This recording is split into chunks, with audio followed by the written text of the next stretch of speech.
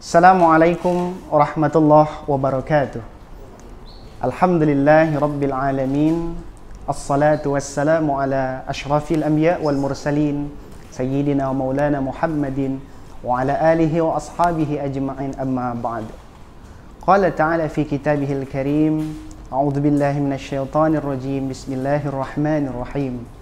Laqad manna Allahu 'alal mu'minina idh ba'atha fihim rasulan min anfusihim yatslu 'alaihim ayatihi wa yuzakkihim wa yu'allimuhumul kitaba wal hikmah wa in kanu min qablu lafi dhalalin mubin.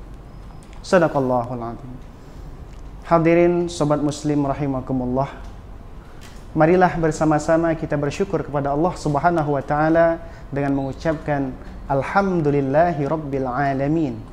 Salawat beserta salam selalu kita ucapkan kepada baginda Nabi besar Muhammad sallallahu alaihi wasallam. Allahumma salli ala sayyidina Muhammad wa ala ali sayyidina Muhammad. Dan senantiasa kita selalu saling mengingatkan untuk menjalankan segala perintah Allah dan menjauhi segala larangan Allah Subhanahu wa taala. Sobat muslim rahimakumullah, pada kesempatan kali ini mari bersama-sama kita coba untuk memahami ayat yang kita baca di awal tadi. Allah Subhanahu wa taala berfirman dalam Quran surah Ali Imran ayat 164, laqad mannallahu 'alal mu'minina. Sesungguhnya Allah Subhanahu wa taala telah menganugerahkan kepada orang mukmin. Apa itu? Sebuah pengutusan seorang rasul pilihan yang dia merupakan dari kaum mereka sendiri. Anugerah ini tentunya harus kita syukuri.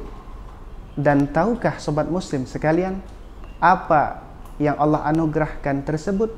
Yang Allah anugerahkan tersebut adalah seorang utusan yang mana beliau sering kita sebut dengan Sayyidunal Mustafa Muhammad sallallahu alaihi wasallam. Kalimat Mustafa ini sebenarnya tiada lain dan tiada bukan diambil dari hadis dari Wasil bin Asqa, manakala beliau mendengar baginda Rasulullah sallallahu alaihi wasallam bersabda, "Innallah hastafa Kinanah min waladi Ismail, wastafa Quraisyan min Kinanah, wastafa min Quraisyin bi Bani Hashim, wastafani min Bani Hashim." Akhrajahu Muslim. Sesungguhnya Allah Subhanahu wa taala memilih daripada keturunnya Ismail adalah sosok Kinanah. Kemudian diambil dari sosok Kinanah tersebut dengan suku Quraisy. Kemudian dari suku Quraisy tersebut diambil lagi, dipilih lagi dengan Bani Hashim. Dan kata Rasul, dipilih pula dari Bani Hashim adalah diriku, Nabi Muhammad sallallahu alaihi wasallam. Sobat muslim rahimakumullah, banyak hal yang bisa kita lakukan sebagai bentuk mensyukuri atas anugerah yang Allah berikan kepada kita. Salah satunya adalah dengan mensyukuri atas terutusnya baginda Nabi besar Muhammad sallallahu alaihi wasallam.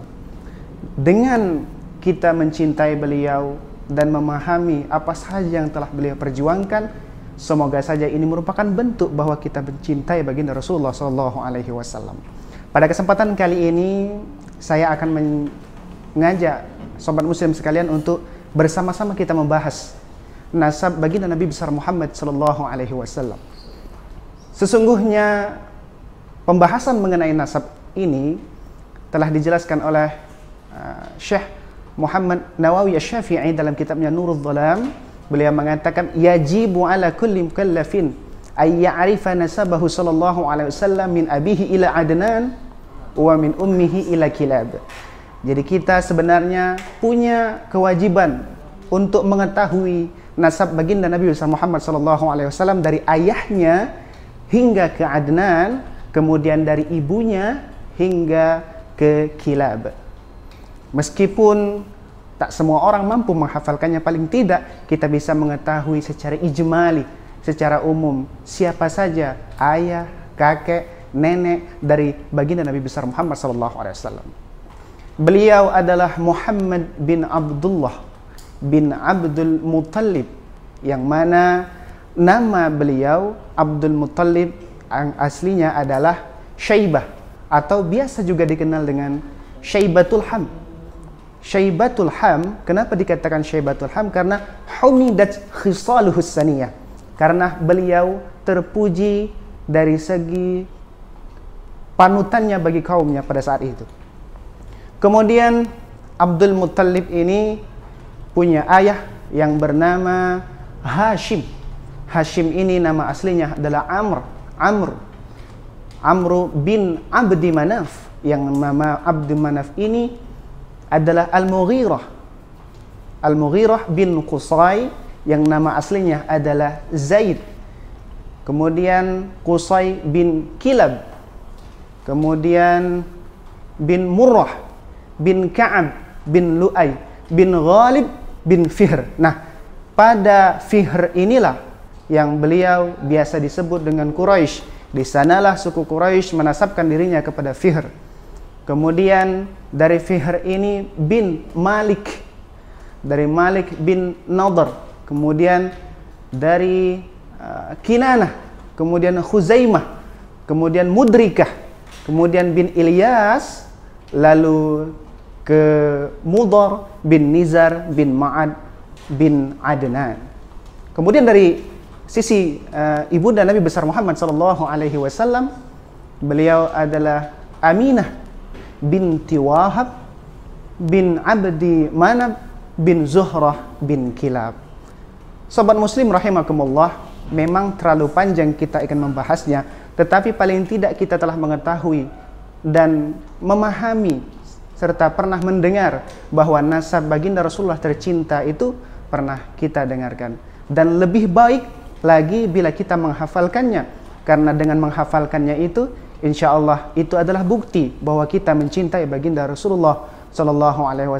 Semakin sering kita membahas tentang baginda Nabi, semakin besar bukti bahwa kita mencintai baginda Nabi Muhammad SAW, karena telah dikatakan man ahabba syai'an aktsara min dzikri atau katsura dzikru, barang siapa mencintai sesuatu, ia akan sering menyebut-nyebut namanya. Dan juga baginda Rasulullah SAW bersabda, innaka ma'aman ahbabta, sesungguhnya engkau akan bersama orang yang engkau cintai. Semoga dengan kita mengupas nasab baginda Nabi Muhammad SAW dari ayah dan ibunya ini, semakin menumbuhkan rasa cinta kita kepada baginda Nabi besar Muhammad SAW, dan dengan harapan kita semua akan mendapatkan syafaat dari baginda Rasulullah SAW di akhirat kelak. Amin ya rabbal alamin. Baiklah, sebelum kita akhiri pembahasan kita kali ini, saya akan memberikan satu pertanyaan, yakni siapakah yang diberi gelar dengan Quraisy atau yang dinasabkan kepada Quraisy, apakah Fihr atau Ghalib? Silahkan diberikan jawabannya di bawah kolom komentar. Kepada Allah Subhanahu wa taala, mari bersama-sama kita mohon ampun atas segala khilaf, dimohon dimaafkan.